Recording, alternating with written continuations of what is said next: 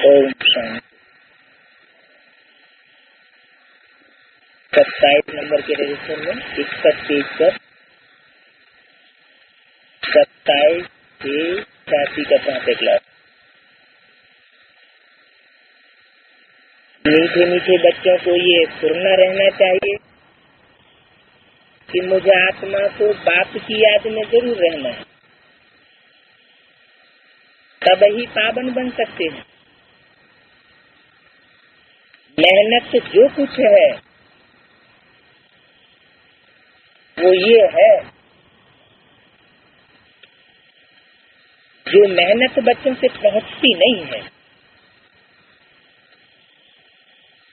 बाप की याद में रहने की। माया बहुत हैरान करती है और एक बाप की याद बुलाई देती, दूसरों की याद आ जाती है। बाप अथवा साजन को याद नहीं करते। ऐसे साजन को तो कम से कम 8 घंटा याद करने की सर्विस देनी, अर्थात साजन को मदद देनी है, याद करनी। क्या मतलब? साजन भी मदद चाहता है।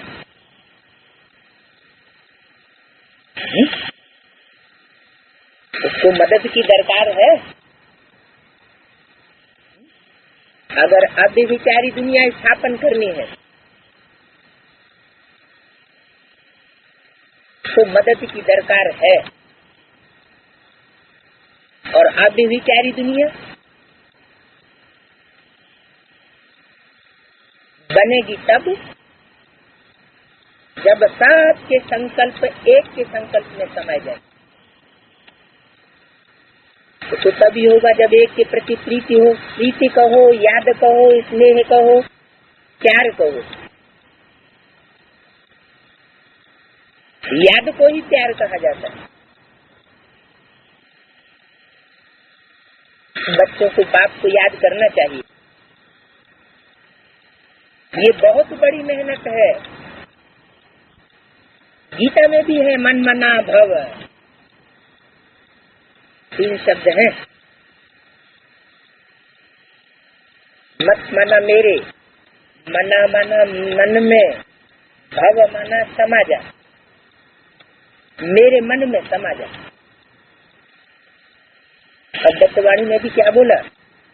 जो बाप का संकल्प तो बच्चे का संकल्प, अर्थात संकल्प मात्र भी विरोधाभास न हो। वाचा में विरोध करना, कर्मणा से विरोध करना, वो तो बहुत बड़ी बात हो गई। वाइब्रेशन को एक बनाना है, खंडित नहीं, अखंड वाइब्रेशन। तो ऐसे मददगार बच्चे जो ऐसा वायुमंडल बनाएंगे वही पांडवों का किला बना सकेंगे। जो किला अजय ही होगा, ये पांडवों का किला ऐसा बन जाएगा जिसमें एक भी असुर प्रवेश नहीं कर सकता। तो ये बहुत बड़ी मेहनत है। बाप को याद करते रहो, उठते बैठते चलते एक बात को ही याद करते रहो। पिछाड़ी को ये याद ही काम में आवेगी। क्यों? अभी काम में नहीं आ रही है। अभी वो याद का करिश्मा नहीं मिल रहा है क्या? कोई चीज जब तक पकती नहीं है तब तक वो फायदेमंद नहीं होती। पक जाने पर फायदेमंद होती। जैसे कढ़ाई में पूरी डालते हैं, जब तक कच्ची है तो नीचे पड़ी रहेगी और पक जाएगी तो ऊपर आ जाएगी। फल कच्चा है तो पेट में दर्द कर देगा, पक जाएगा तो फायदा देगा। तो याद भी जब परिपक्व स्टेज को पहुंच जाएगी बच्चों की, परिपक्व स्टेज की याद माने अखंड याद, निरंतर याद। उसके लिए अपन को आत्मा नंगा समझो। अब हमको वापस जाना है। ये मेहनत बहुत करनी है अपन को आत्मा समझो तो बाप को याद करने की। सवेरे स्नान करके एकांत में ऊपर छत पर अथवा ये हाल में आकर के बैठ जाए, जितना एकांत हो उतना अच्छा है। हमेशा ये ख्याल करो कि हमको बाप को याद करना है, बाप से पूरा वर्षा लेना है। ये मेहनत 5-4 वर्ष के बाद तुमको करनी पड़ती है। सतयुग, त्रेता, द्वापर, कलयुग में कहाँ भी तुमको ये मेहनत नहीं करनी पड़ेगी कि देह को भूल जाओ, देह के संबंधियों को भूल जाओ और एक निराकार बाप जो साकार में आकर के निराकारी स्टेज में पार्ट बजाता है, परमात्मा पार्टधारी बनता है, उस वंडरफुल बाप को पहचान कर याद करो। ये संगम युग पर ही तुमको बाप कहते हैं कि मुझे याद करो। जो कहने वाला है वो कहता है मुझे, कहने वाला तो जरूर मुख से ही कहेगा। यही वेला है कि बाप कहते हैं मुझे याद करो,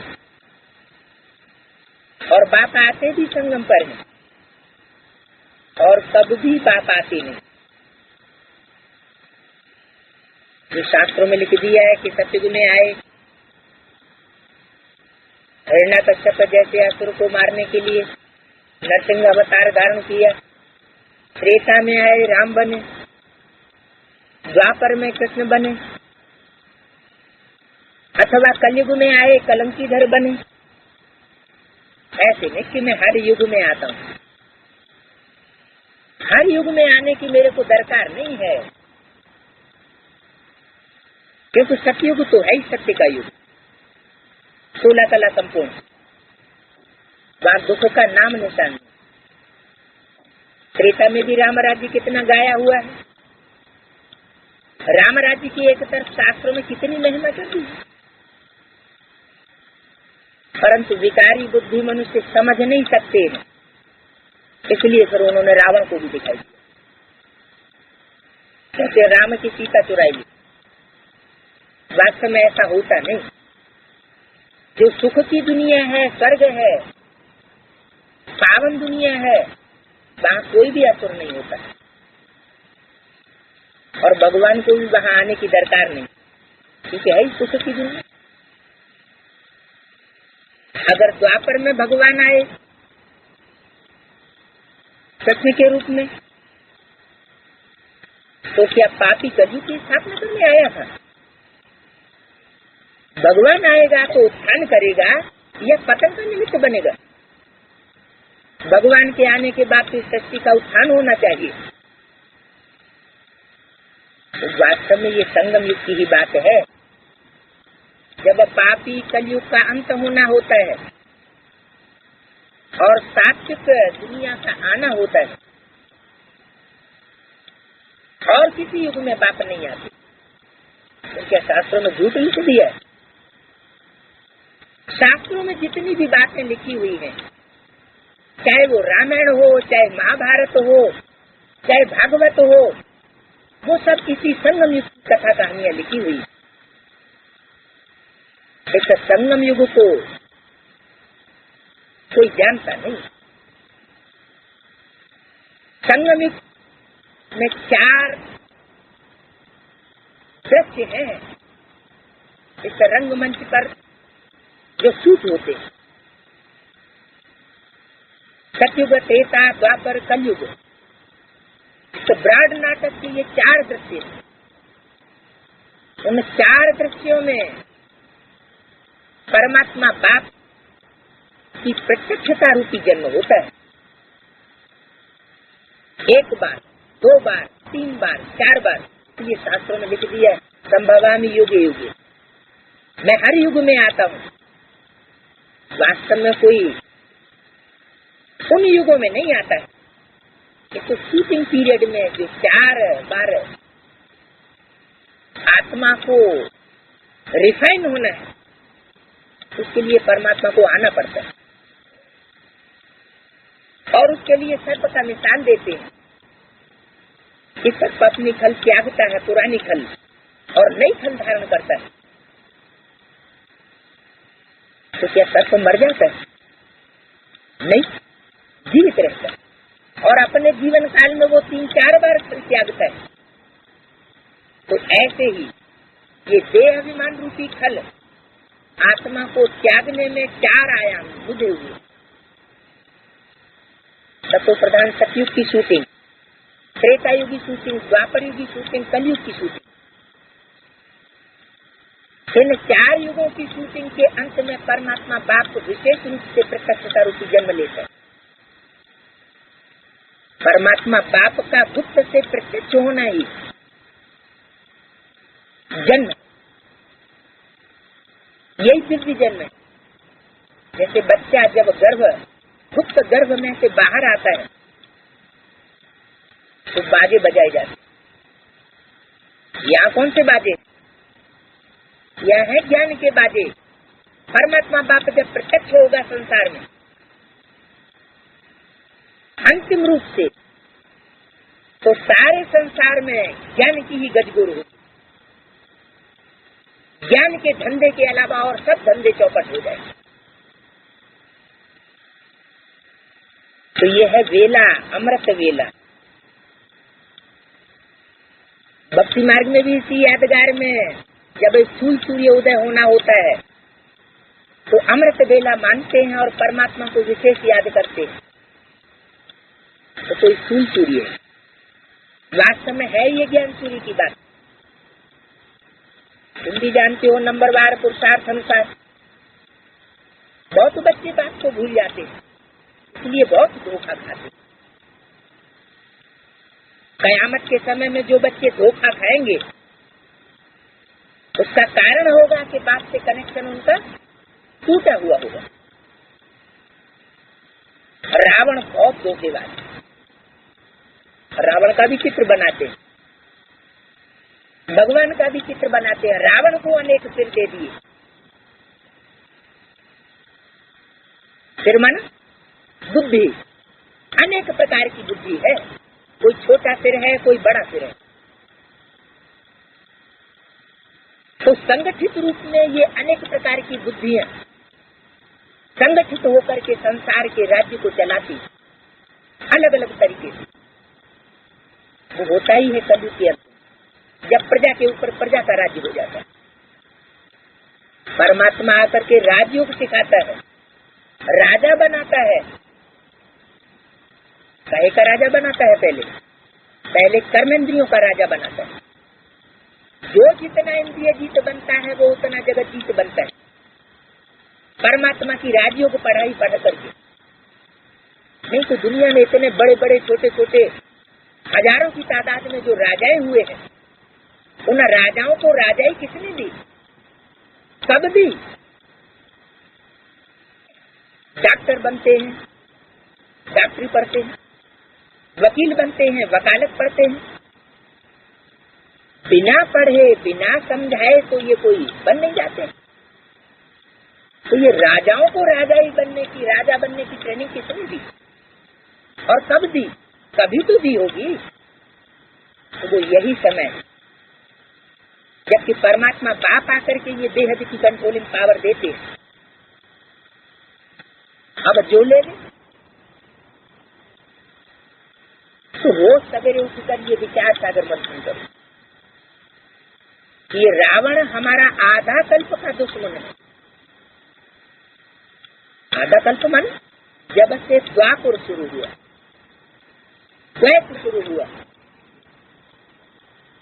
दो धर्म शुरू हो गए। पहले सारी दुनिया में एक ही धर्म था,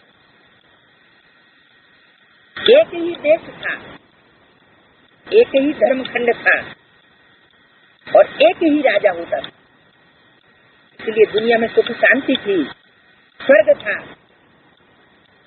और जब से द्वैत शुरू हुआ, अर्थात आज से 2500 वर्ष पूर्व इब्राहिम आए और इब्राहिम के आने से इस्लाम धर्म की जब से स्थापना शुरू हुई, तो व्यभिचारी दुनिया, व्यभिचारी धर्म और व्यभिचारी राज्यों की शुरुआत। ये रावण राज्य है, बहुत धोखा देने वाला, आधा कल्प का दुश्मन है, इसलिए जल्दी पीछा नहीं छोड़ेगा।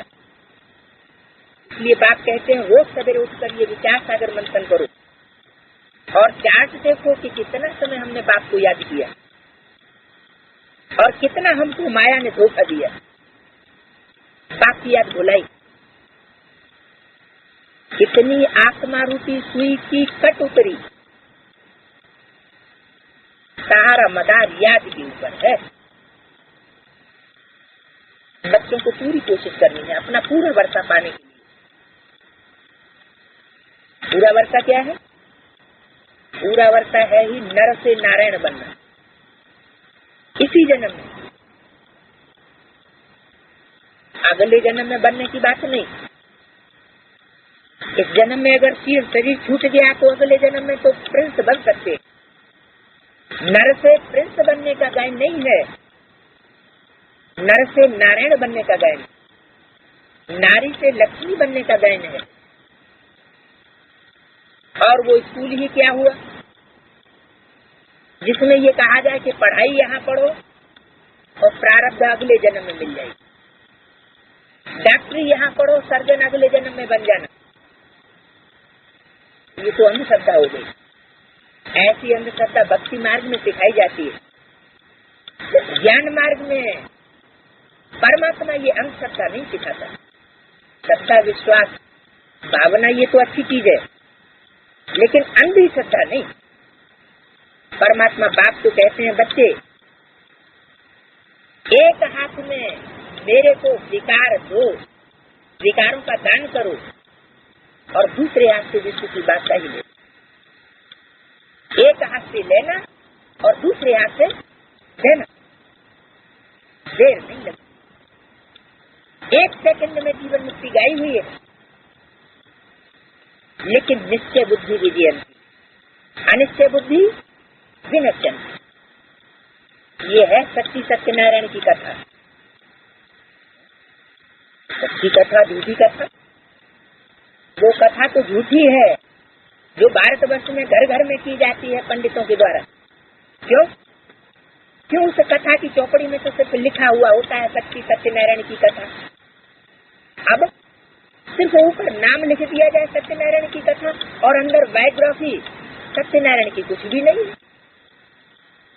तो उसको कथा कहेंगे सत्यनारायण की। लीलावती, कलावती, लकड़हारा, इनकी बातें दी हुई है, लेकिन सत्यनारायण के बारे में कोई बायोग्राफी किसी को पता ही नहीं। सत्युग त्रेता की एक्यूरेट हिस्ट्री किसी को पता ही नहीं है। सिर्फ इतना जानते हैं, शास्त्रों में लिख दिया है कि सत्युग में नारायण का राज्य। वास्तव में अब बाप आकर के सत्युग त्रेता रूपी स्वर्ग की सारी हिस्ट्री बताते हैं। ये हिस्ट्री और कोई जानता ही नहीं। भक्त लोग पूर्णमासी के दिन सत्यनारायण की कथा सुनते हैं। किस दिन? पूर्णमासी के दिन क्या होता है विशेष? चंद्रमा जो है संपूर्ण हो जाता है। चंद्रमा जो शीतल ज्ञान प्रकाश की किरणें देने वाला है, जो ज्ञान चंद्रमा अर्थात ब्रह्मा, ब्रह्मा की सोल जब संपूर्ण बनती है तो काले कृष्ण से बदलकर वो गोरा नारायण बन जाता। इसलिए शास्त्रों में नारायण की कहीं भी ग्लानि नहीं।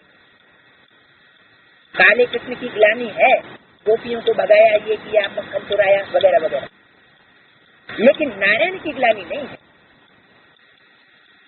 तो पूर्णमासी के दिन सत्यनारायण की कथा सुनाती है।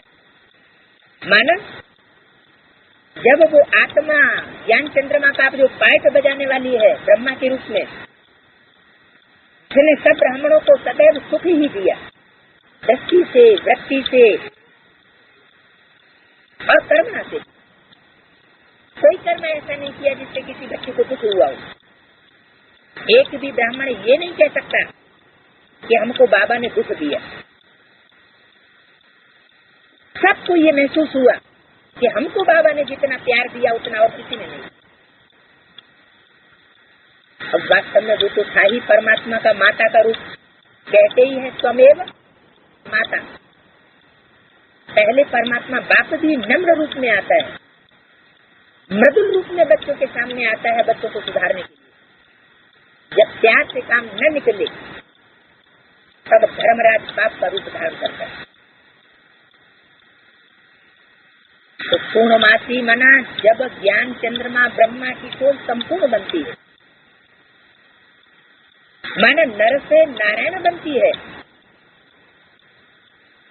तो उस समय घर घर में कथा सुनी जाती है। अभी तो कोई इन बातों पर श्रद्धा विश्वास बैठाए न बैठाए, एक तरफ श्रद्धा विश्वास बैठाते हैं, दूसरी तरफ माया रावण उनको उखाड़ देता है। लेकिन अब एक ऐसा टाइम भी आने वाला है जिसमें सारे भारत में तो क्या सारी दुनिया इन ज्ञान की बातों को सुनेगी, मानेगी और बाप को पहचानेगी। अभी तुम जानते हो 16 कला संपूर्ण बनना है, तो बनेंगे सत्य बाप को याद करने से। दुनिया में जन्म जन्मांतर बाप हुए, लौकिक बाप, उनको सत्य बाप नहीं कहेंगे, क्योंकि सत्य कभी नीचे नहीं गिरता। सत्य हमेशा अटल होता है, अखंड होता है। सत्य सर के ऊपर चढ़कर बोलता है, क्योंकि सत्य बहुत ऊंची चीज है। परमात्मा को सत्य कहा जाता है, सत्यम शिवम सुंदरम, गॉड इज द ट्रुथ। उस सत्य बाप को याद करने से संपूर्ण बनेगी। माया तुमको बहुत बहुत सताएगी। बैठे बैठे में तो संबंधी याद बहुत याद आती रहे, मेहनत सारी। बात है श्रीमत देने वाला, बाप कहते घर गृहस्थ में रहो। इसके लिए अपने घर गृहस्थ को छोड़ने की बात नहीं है। अर्जुन जैसे गृहस्थी को ये गीता ज्ञान सुलभ हुआ। भले गीता ज्ञान कौरव पांडवों दोनों के बीच में सुनाया गया, लेकिन जो सन्यासी भीष्म पितामह जैसे थे, वो उस ज्ञान को जानते हुए भी कौरवों का पक्ष लेते रहे, जानते हुए भी जैसे अनजान बन गए, उस ज्ञान को उठाए नहीं सके। तो अर्जुन जैसे गृहस्थी ही उस परमात्मा ज्ञान को उठाते हैं और परमात्मा को पाते हैं, परमात्मा की बातों को मान करके उस रास्ते पर चलते हैं। बल धंधा दोरी आदि भी करो, बाप को जरूर याद करना और पावन बनना है। बस याद नहीं करेंगे तो रावण से कहां न कहां धोखा खाते रहे। इसलिए मूल बात समझाते हैं याद की। शिव बाबा को याद करना है। इनका फोटो भी तुम मत रखो, इनका नहीं। जब इनका कहते थे तो कहने वाली तो सोल ज्योति बिंदु शिव है। ब्रह्मा के तन में बैठ करके ये वाणी उच्चारण किए, तो ब्रह्मा की सोल शिव की सोल के बाजू में बैठती, जैसे शिष्य होता है गुरु के बाजू में बैठता है। तो जब कहते हैं इनका फोटो भी तुम मत रखो, तो किसकी तरफ इशारा किया? ब्रह्मा की तरफ, क्योंकि ये ब्रह्मा तो अपूर्ण रूप है। भारतीय परंपरा में ब्रह्मा की पूजा नहीं होती, ब्रह्मा के मंदिर नहीं है, ब्रह्मा की मूर्तियां नहीं बनती हैं। क्यों नहीं बनती? क्योंकि ब्रह्मा संपूर्ण रूप नहीं है। ब्रह्मा की आयु 100 वर्ष बताई है, वो 100 वर्ष आयु मृत्युलोक में पूरी होती है। ब्रह्मा तो मनुष्य है, दाढ़ी मूछ वाला दिखाया जाता है। दाढ़ी मूछ विकारी मनुष्यों को होती है, निर्विकारी देवताओं को दाढ़ी मूछ नहीं होती है। इसलिए भारतीय परंपरा में भले 3 देवताएं दिखाए गए, ब्रह्मा विष्णु शंकर, परंतु ब्रह्मा की पूजा नहीं है। पूजा का आधार होता है प्योरिटी, और जहाँ संपूर्ण प्योरिटी होगी वहाँ निर्भयता होगी, वहाँ हाथ फेल नहीं हो सकता। योगियों का कभी हाथ फेल नहीं होता, और संपूर्ण योगी बन जाए तो दुनिया का हाथ फेल करने वाला है। संपूर्ण योगी के लिए गीता ने ये बात बताई है कि जो योग निष्ठ है वो सारे संसार की हत्या कर दे तो भी उस पर कोई पाप नहीं लगता। बाबा ने भी मुरली में बोला है क्या कि मैं ऐसे से विनाश कराता हूँ जिस पर कोई पाप न लगे, ऐसा व्यक्ति निमित्त बनता है। ऐसी स्टेज बनानी है, कोई भी देहधारी का फोटो नहीं रखना है। चित्र किए रखे जाते हैं, चित्र रखे ही जाते हैं दर्शन करने के लिए, महिमा करने के लिए। तो जिस चीज का हम आंखों से दर्शन करेंगे वो याद जरूर आएगी, और विनाशी चीज का दर्शन करेंगे तो याद करने वाली बुद्धि कैसी बनेगी? विनाशी बनेगी। इसलिए अविनाशी को याद करना चाहिए, अविनाशी का दर्शन करना चाहिए। लेकिन इन आंखों से, इन चर्म चक्षुओं से इस दुनिया में जो कुछ भी देखते हैं वो सब विनाशी है, कुछ भी अविनाशी नहीं है। फिर किसका दर्शन करें? आत्मा और परमात्मा का इन आंखों से दर्शन हो ही नहीं सकता। इसलिए बाबा कहते हैं यहाँ कोई साधु सन्यासी नहीं बैठा हुआ है जिसका दर्शन करने आए हो। इन चर्म चक्षुओं से आत्मा और परमात्मा का रूप स्वरूप नहीं दिखाई पड़ेगा। इसको तो ज्ञान के तीसरे नेत्र से ही पहचाना जा सकता है, और वो ज्ञान का तीसरा नेत्र परमात्मा शिव ब्रह्मा के द्वारा आकर उस तीसरे नेत्र का गायन है, त्रिनेत्री का गायन है। कहते भी है गॉड इज वन, इसलिए वाणी में बोला गॉड इज वन, तो गॉड का बच्चा भी वन कहा जाता है। त्रिमूर्ति ब्रह्मा देवताओं में बड़ा संकट। तो 3 देवताओं में महादेव किसको कहा गया? शंकर को। तो त्रिनेत्री शंकर को दिखाया जाता है। यानी परमात्मा ने ब्रह्मा के तन में आकर के ज्ञान तो दिया, लेकिन उस ज्ञान के तीसरे नेत्र को धारण करने वाला सिर्फ एक बच्चा निकलता है। पहले उस बच्चे की यादगार ही मूर्तियों में दिखाई जाती है त्रिनेत्री के रूप में। ये ज्ञान का तीसरा नेत्र है। तो वो त्रिनेत्री ही अविनाशी स्वरूप है, जिसकी मूर्तियां भी बनती हैं, मंदिर भी बनते हैं। परमात्मा कालधारी है वो स्वरूप। संसार में विनाश होगा, सारी दुनिया त्राह त्राह करेगी, लेकिन वो कालों का काल जो अकाल मूर्त कहा जाता है, इसको कोई काल खा नहीं सकता। और मूर्ति वाला भी ऐसे नहीं कि कोई अमूर्त है, उसका विनाश नहीं हो सकता। तो विनाशी जो भी मनुष्य है उनका फोटो नहीं रखना। विनाशी को याद करेंगे तो बुद्धि विनाशी बनेगी, अविनाशी को याद करेंगे तो मन बुद्धि रूपी आत्मा भी अविनाशी स्टेज को प्राप्त करेगी। आत्मा कैसे अविनाशी और विनाशी होती है? आत्मा का तो विनाश होता ही नहीं। बुद्धि मन बुद्धि कोई तो आत्मा कहा जाता है। विनाश होने का मतलब है कि कोई आत्माएं तो ऑलराउंड पार्ट बजाने वाली है इस सृष्टि रूपी रंगमंच पर, और कोई आत्माएं कम जन्म लेती है, पूरे 84 का ऑलराउंड पार्ट नहीं बजाती। बाप को कौन से बच्चे अच्छे लगते हैं? जो बच्चे खत्म हो जाना माना आत्मा का अस्तित्व खत्म हो जाना। आत्मा का अस्तित्व कभी खत्म नहीं होता। कौन चाहेगा कि हमारी आत्मा हमेशा के लिए अस्तित्वहीन हो जाए? पर आना जरूर पड़ेगा। मन सतयुग के आदि में आए अथवा कलयुग के अंत वाली दुख की दुनिया में आए, मक्खी मच्छरों में चले और फिर वापस चली जाए, आना तो जरूर पड़ेगा। तो जो विनाशी पार्ट बजाने वाली आत्माएं हैं और जो इस समय विनाशी पार्ट धारियों के जो शरीर हैं, उनको याद करने से कोई फायदा नहीं।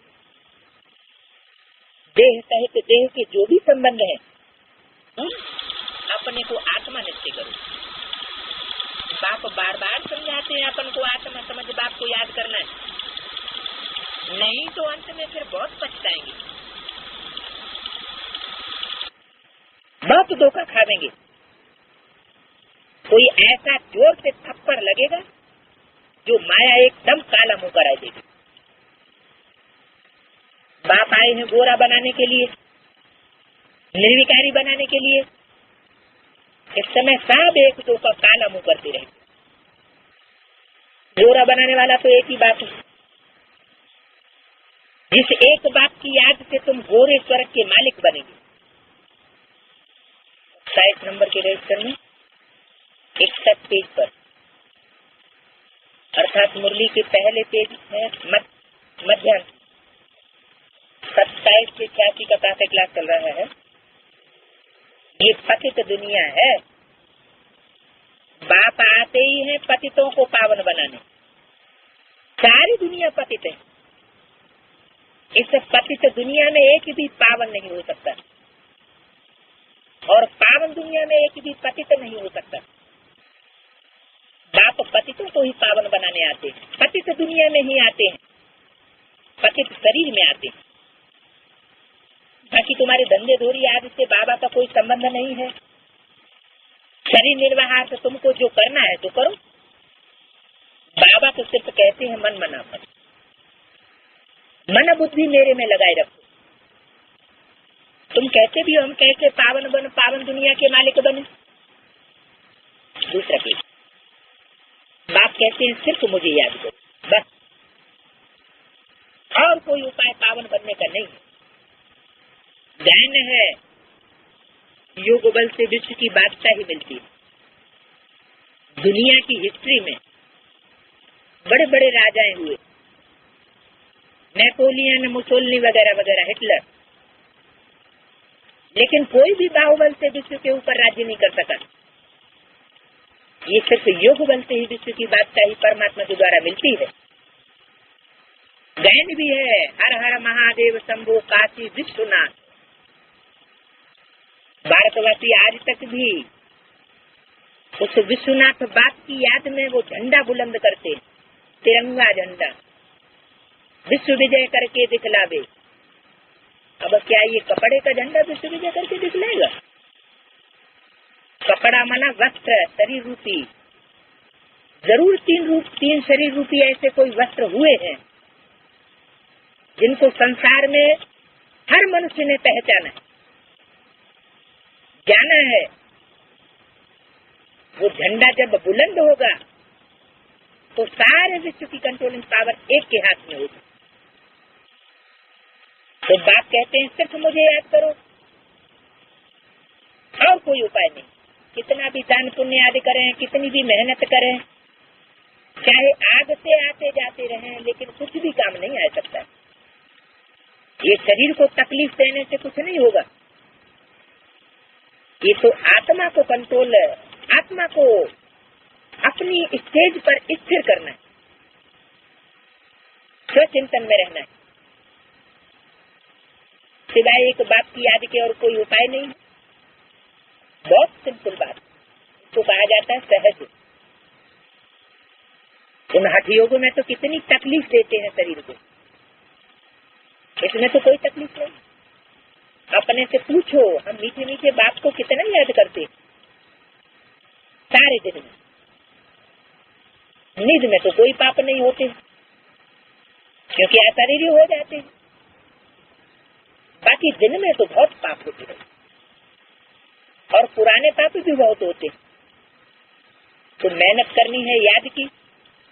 यहाँ आते हो तो ये मेहनत करनी, बाहर के वाहियात संकल्पों को एकदम उड़ा दो।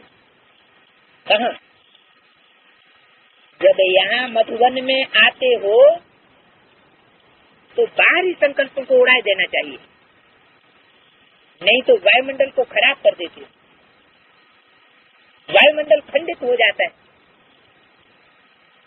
विकार में जाने वाले भी आकर बैठ जाते हैं, तो वायुमंडल बड़ा खराब कर देते। घर के, खेती बाड़ी के, धंधे धोरी के ख्यालात चलते रहते, कब बच्चे याद पड़ेंगे, कब गुरु की याद आएगी, तो उनके संकल्प चलते रहे, तो वायुमंडल को खराब कर देंगे। तो मेहनत न करने वाले फिर बिगड़ डालते रहे। ये इतनी महीन बातें हैं, तुम भी इन महीन बातों को अभी जानते हो, फिर कभी नहीं जाने। बाप अभी ही वर्ता देते हैं, फिर तो निश्चिंत हो जाते हैं आधा कल्प के लिए। लौकिक बाप के फिकरात और पारलौकिक बाप के फिकरात में देखो कितना। बाप कहते हैं भक्ति मार्ग में मुझे कितना फुरना रहता है, भक्त कितना घड़ी घड़ी याद करते, मुझे फुरना रहता है कि मैं भक्तों को साक्षात्कार कराऊं। सतयुग में कोई भी याद नहीं करते, और भक्त भगवान को कितना याद करते। द्वापर से भक्ति शुरू होती, बाप कहते हैं तुमको इतना सुख देता हूँ जो तुमको मुझे वहाँ याद करने की दरकार ही। हम जानते हैं हमारे बच्चे सुखधाम शांति धाम में बैठे हैं, दूसरा कोई मनुष्य इन बातों को समझ नहीं सकता। ऐसे बाप में नित्य बुद्धि होने में भी माया बिगड़ डालती। बाप कहते हैं सिर्फ मुझे याद करो तो तुम्हारी जो अलाव पड़ गई, खाद पड़ गई है, चांदी तांबा लोहा, सब निकल जाएगी। गोल्डन एज से सिल्वर एज में आ जाएगा, उसमें भी जो कला कम होती है। तो ये सब बातें तुम सुनते हो और समझते हो। जो सच्चा ब्राह्मण होगा उनको अच्छी रीति बुद्धि में बैठेगा, नहीं तो उनको बैठेगा नहीं, उनको नहीं बैठेगा। शेरनी का दूध सोने के पात्र में ठहरता है, अगर मिट्टी का पात्र होगा, देह अभिमानी की मिट्टी भरी हुई होगी उस पात्र में, माना बुद्धि रूपी पात्र में, तो वो दूध ठहर नहीं सकता, फोड़ के निकल जाएगा। यही गति है ईश्वरीय ज्ञान की। जो विकारी भी बनते रहते हैं, परमात्मा का ज्ञान भी सुनते रहते हैं, उनकी बुद्धि में कब ज्ञान ठहर नहीं सकता, मनन चिंतन मंथन चल नहीं सकता। ये विशेषता है इस ज्ञान की। बाबा बार बार कहते हैं बाप को याद करो, ये बाबा भी कहेंगे बच्चे शिव बाबा को याद करो, शिव बाबा खुद भी कहेंगे मुझ बाप को याद करो। आत्माओं को कहते हैं हे बच्चों, वो निराकार में आत्माओं को कहेंगे, वो भी साकार में तुम आत्माओं को ही कहते, हे आत्माएं बाप को याद कर, वर्षा ले। मूल बात है ही है, कोई भी आए तो उनको पहले पहले ये बोलो कि अलग को याद करो। ये क्या होता है, अलग क्या है और बे क्या है और नुक्ता क्या है। नुक्ता माने बिंदु, बिंदु है सुप्रीम सोल, और अलग माना पहला नंबर। सुप्रीम सोल तो किसी गिनती में ही नहीं आता, गिनती के बीच में उसको रख नहीं सकते, वो तो अकेला है। जो गिनती में आता है वो चक्कर में भी आता है। वो सुप्रीम सोल कभी 80 चक्र के 84 के चक्र में नहीं आता, इसलिए उसको गिनती में नहीं रखा जा सकता। कि नवरत्नों की गिनती में रख दिया जाए, या 108 की गिनती में रख दिया जाए, या 16,108 की गिनती में, या 9 लाख की गिनती में रख दिया जाए, नहीं। ये सब गिनती तो है 500 करोड़ मनुष्य आत्माओं के लिए। परमात्मा बाप इन गिनतियों में नहीं आता, वो तो सूर्य बिंदु है, ज्योति बिंदु। और अलग अलग कहते हैं खड़ा डंडा। जब से परमात्मा बाप उसमें प्रवेश करता है तब से लेकर अंत तक वो अलग माना पहली आत्मा, जन्म मरण के चक्र में आने वाली, तो सब धर्मों में याद करते हैं एडम के रूप में, आदम के रूप में, आदिदेव आदिनाथ के रूप में। वो अलग है खड़ा डंडा, माना पुरुषार्थ में खड़ा रहने वाला, वो गिरता नहीं है, अटल अखंड अडोल है। जैसे 9 लाख सितारों में एक सितारा ऐसा दिखाया जाता है जो कभी अपना स्थान नहीं छोड़ता, अपने स्थान पर अटल रहता है। कौन सा सितारा है? ध्रुव तारा। 7 सितारे उसका चक्कर काटते, जैसे रंगमंच पर हीरो के चारों तरफ इर्द गिर्द सब एक्टर चक्कर काटते, तो वो है हीरो पार्टधारी अलग। तो जो अव्वल है, पहला नंबर है, अगर उसको याद करेंगे तो क्या बनेंगे? अव्वल ही कर, और कोई टिक टिक नहीं करनी है। फिर तो बोलो, अपन को आत्मा समझ बाप को याद करो। कौन से बाप को याद करें? ज्योति बिंदु बाप को याद करें कि आलस को याद करें? वो आलस भी तब तक प्रत्यक्ष नहीं होता है जब तक उसमें ज्योति बिंदु बाप प्रवेश नहीं होता। ऐसे नहीं कि द्वापर और कलयुग की गिरती कला में वो आलस बाप पाठ नहीं बजाता है, पाठ तो बजाता है। वो हीरो पाठधारी नापैद नहीं हो जाता, लेकिन उस समय वो सुप्रीम सोल फिर ज्योति बिंदु उसमें प्रवेश नहीं होता, इसलिए कोई उसको पहचान नहीं करता, तो उसकी कोई वैल्यू नहीं। जब पहचान ही नहीं तो परमात्मा सुप्रीम सोल जो सदा शिव है, जिसका ज्ञान का जो सत्य है वो कभी टूटता नहीं, कलयुग के अंत में जब वो उसमें प्रवेश करता है तो पहले पहले तो वो बीज गुप्त रहता है। ज्ञान का बीज कहो या शक्ति रूपी बीज कहो, मनुष्य शक्ति का बीज कहो, बीज तो पहले गुप्त ही होता है, धरणी में विप्त हो जाता है, खाक में मिल जाता है। फिर वही बीज की ताकत अंकुर से फूटते हुए बड़ा वृक्ष बनती है, और उस बड़े वृक्ष में फिर बीज आता है, फल आता है, फल के अंदर बीज आता है। वो पहले नंबर का फल और उसके अंदर का बीज, जो बीज अपने को फल के अंदर से, वृक्ष के अंदर से डिटैच कर लेता है। डिटैच माने नष्टो मोह स्मृति लब्धा, ये दुनिया किसी काम की नहीं, तो वो फिर बीज रूप में स्टेज में स्थिर हो जाता। बिना बैराग के कभी विवेक नहीं होता। शास्त्रों में जो कहा हुआ है उसी समय की सब बातें बिनु बैराग विवेक में हुई। तो ये होता तब है जब दुख मिलता है। तो जो दुखी आत्माएं हैं, परेशान आत्माएं हैं, गरीब बच्चे हैं, वही परमात्मा बाप को पहचान पाते। स्वर्ग अभी है नहीं, लेकिन जो सुखी है वो समझते हैं हमारे लिए तो दुनिया नहीं स्वर्ग है। वो बाप के भोले भाले बच्चे नहीं हैं जो समझते हैं कि तो दुनिया में स्वर्ग है। परमात्मा बाप भोली बुद्धि वाले बच्चों को आकर के अपनी छत्र छाया में लेकर, उन बच्चों में जो मूल है, भोला नाथ जिसको कहा जाता है, वो है रामकृष्ण की आत्मा। उन रामकृष्ण की आत्माओं को ही हीरो हीरोइन का पार्ट बजाना होता है। उन्हीं के लिए वाणी में बोला हुआ है आलस और बे। आलस माना अल्लाह, अल्लाह माना ऊंचे तो ऊंचा पाठधारी, और बे माना बादशाह।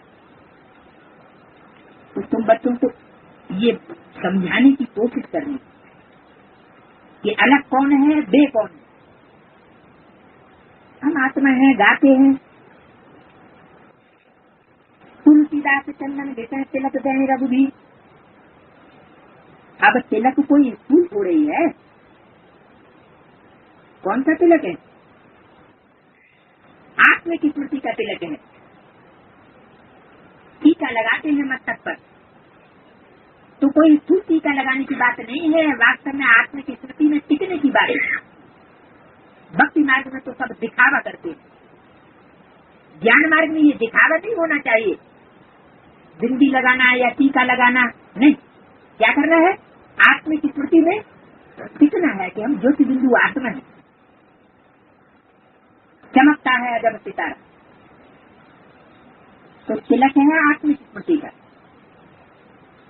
दे रहा है? रघुवीर। उन्होंने तो रघुवंशी राम को समझ लिया त्रेता युग में।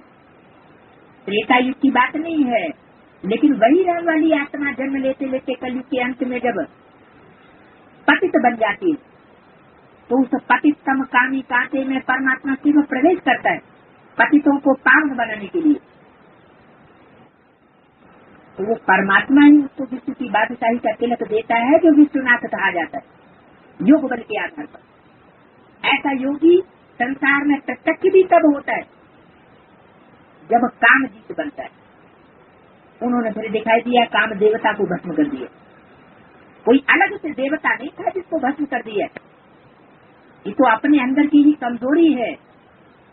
उस कमजोरी को योग बल से नष्ट कर देने की बात है। आत्मिक स्टेज में रह करके परमात्मा की याद में रहने से वो कमजोरी नष्ट हो सकती है जो देह अभिमान से पैदा होती है। देह अभिमान से ही 5 विकार पैदा होते, काम क्रोध लोभ मोह अहंकार। अगर अपने को देह समझते हैं तो ये विकार भी पैदा होते। देह नहीं समझेंगे, हम ज्योति बिंदु आत्मा है और ये स्मृति पक्की हो जाएगी।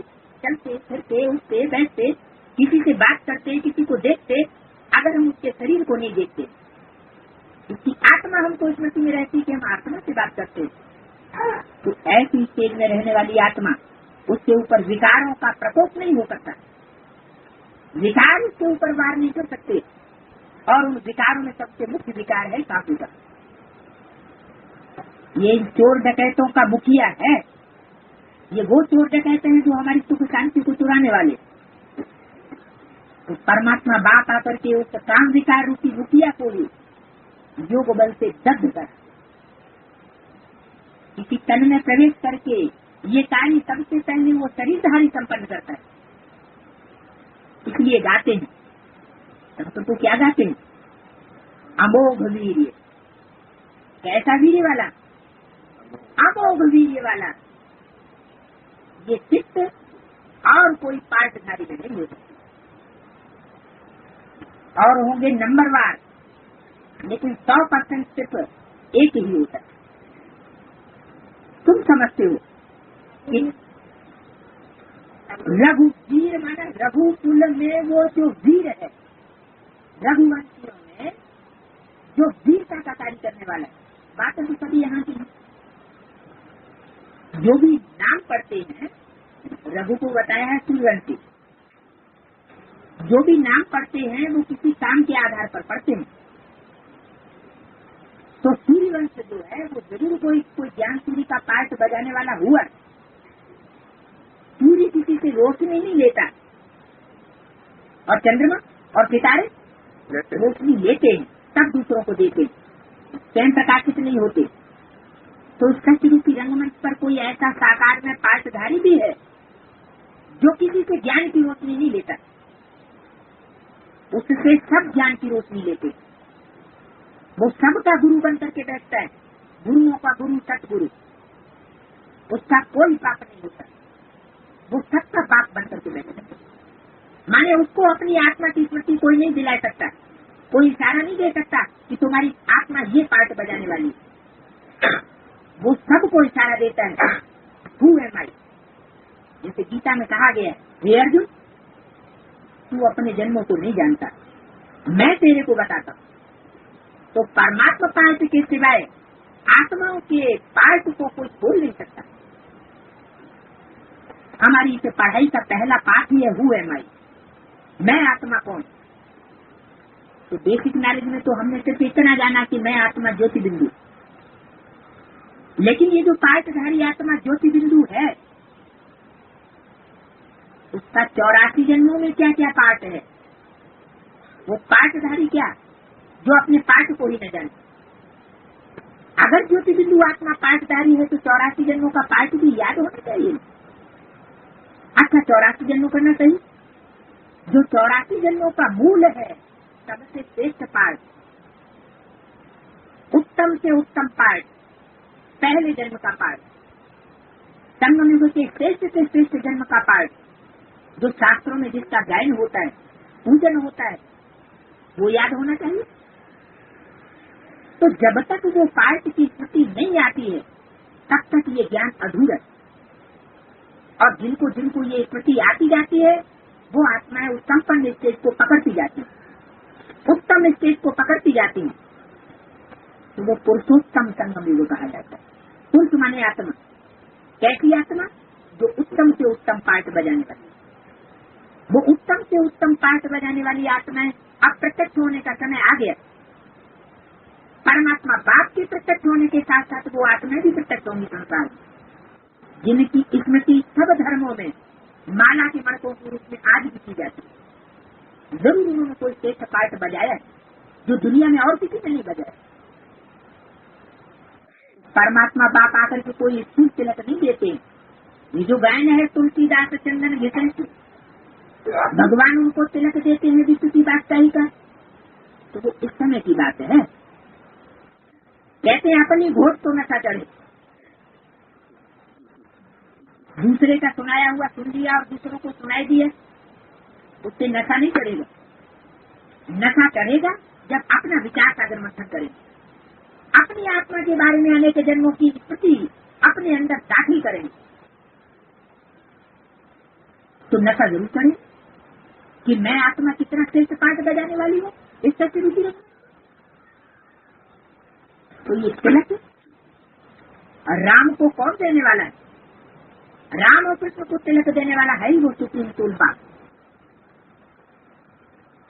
वो आत्मा राम की इस समय विचार सागर मंथन करती है। जो जितना विचार सागर मंथन करता है वो उतना ज्यादा विश्व की बादशाही से तिलक लेता है। अब टाइम आ गया कि आत्मा अपने आप की स्थिति में स्थिर हो जाए और अपने स्वरूप को पहचान ले। एक जन्म के स्वरूप को नहीं, अनेक जन्म के स्वरूप को पहचान। तुम समझते हो तिलक वास्तव में एक समय का यादगार। तुम याद करते रहो, गोया राजाई का तिलक तुम ले रहे, तुमको राजाई का तिलक मिलेगा, तुम डबल से ताज बनेगे। डबल से ताज, देवताओं को दो ताज दिखाई जाती है, एक स्थिर ताज दिखाया जाता है और दूसरा प्योरिटी का ताज दिखाया जाता है। वो प्योरिटी का ताज सारे शरीर के चारों ओर नहीं दिखाया जाता, सिर्फ मस्तक के चारों ओर दिखाया जाता है। वास्तव में वो भी इस समय की यादगार है कि तुम इस समय हम ब्राह्मण बच्चे ही ज्ञान की लाइट स्वरूप बन करके रहते हैं। ज्ञान सिर्फ परमपिता परमात्मा से ही आता है। मनुष्य ये ज्ञान नहीं दे सकता, मनुष्य तो अज्ञान ही देते। जैसे दूध का भरा हुआ घड़ा हो और उसमें एक बूंद भी अगर विष का मिल जाएगा तो सारा क्या हो जाएगा? सारा विष। तो परमात्मा तो शुद्ध ज्ञान भी देता है, उसमें विष नहीं होता है। परमात्मा जो कुछ देता है वो और कोई मनुष्य मात्र नहीं दे सकता। तो वो ज्ञान की लाइट हम बच्चे धारण करते हैं। इस समय मस्तक में ही ज्ञान की लाइट धारण की जाती है, इसलिए मस्तक के चारों ओर देवताओं को वो रोशनी दिखाई जाती है। तो एक तो हुई ज्ञान की लाइट, और जितने जितनी जाती ज्ञान की लाइट होगी उतना ही वो पवित्र बनेगा। प्योरिटी, पीस और प्रॉस्पेरिटी प्योरिटी से मिलती है। और दूसरा है ताज, जो स्थूल ताज देवताओं को दिखाया जाता है। भिखारी राजाओं को भी स्थूल ताज होता है। वो ताज है यहाँ यज्ञ की जिम्मेवारी जिन्होंने जितनी जितनी वैष्णव की उतना उनका बड़ा ताज। थोड़ी जिम्मेवारी जिन्होंने ली उनका छोटा ताज दिखाया जाए, जिन्होंने बहुत जिम्मेवारी ली उनका बड़ा ताज दिखाया जाए। तो ये है तुम्हारा डबल ताज। तुम डबल ताजधारी बनेंगे। राजा ही का तिलक अर्थात स्वर्ग के महाराजा महाराजा। बाप कितना सहज करके बताते हैं। बस सिर्फ ये याद करो कि हम आत्मा है, हम शरीर नहीं। हमको बाप से वर्ता लेना। आत्माएं उनको बाबा बाबा कहती आई है। अभी तुम जानते हो हम आत्मा भी बिंदी, बाबा भी बिंदी।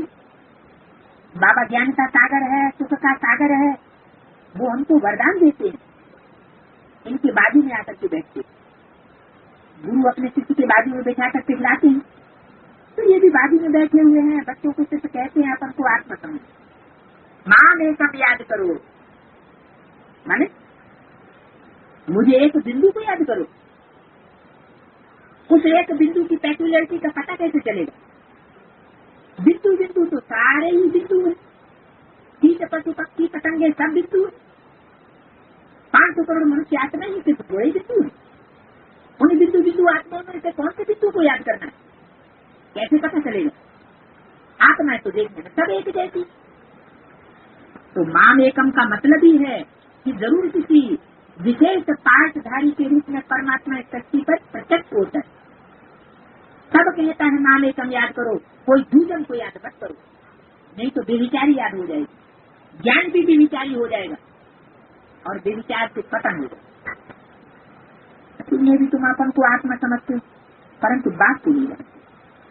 अपन को आत्मा जरूर समझते, हम आत्मा शरीर छोड़ती हैं, फिर दूसरा जन्म लेना है, ड्रामा अनुसार पार्टी हमारा ऐसा, इसलिए तुम्हारी आयु वहाँ बड़ी रहती, पवित्र रहती।